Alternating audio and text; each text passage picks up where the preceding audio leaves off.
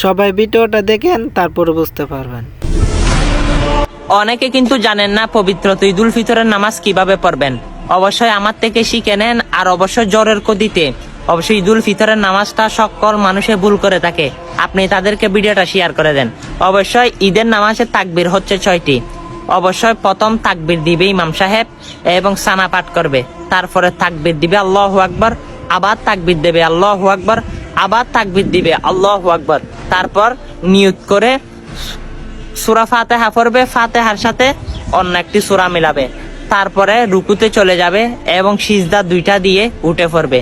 আবারও ইমাম সাহেব আলহামদুলিল্লাহ পাঠ করে সূরা মিলাবে, তারপর আবার দিবে তাকবীর আল্লাহু আকবার, আবার দিবে আল্লাহু আকবার, আবার দিবে আল্লাহু আকবার, তারপর আল্লাহু আকবার বলে রুকুতে চলে যাবে।